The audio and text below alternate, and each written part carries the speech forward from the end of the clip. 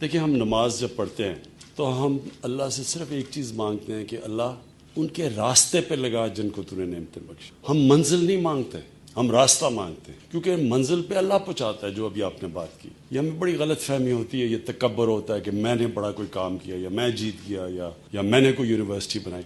انسان کوشش کرتا ہے, اللہ نے انسان کے ہاتھ میں کوشش رکھی ہے, کامیابی تو وہ دیتا ہے. وہ جو راستہ ہے پاکستان کو, اس راستے پہ چلنا چاہیے جس پہ پاکستان کو ایک عظیم قوم بنائے گا.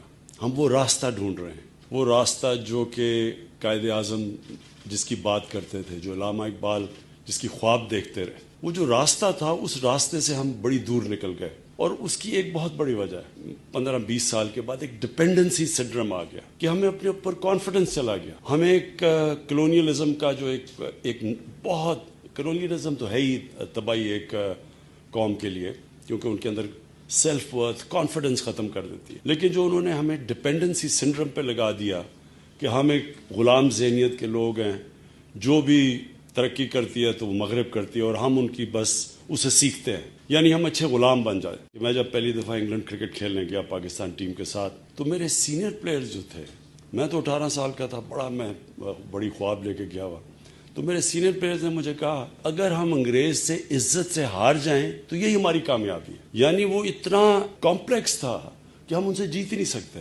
یہی مائنڈ سیٹ ہے ہر جگہ. کیوں نہیں ہم اپنے سائنٹسٹ پروڈیوس کرتے, کیوں نہیں ہم اپنی چیزیں ایجاد کرتے, کیوں نہیں ہم کسی فیلڈ میں اپنے پیٹنٹس بناتے. جس طرح یہ مائکروسافٹ ہے یا یہ فیس بک ہے, یہ ان کی میں ورتھ دیکھ رہا ہوں, ہمارا سارا بجٹ سال کا 40-50 ارب ڈالر ہوگا, 60 ارب ڈالر ہوگا.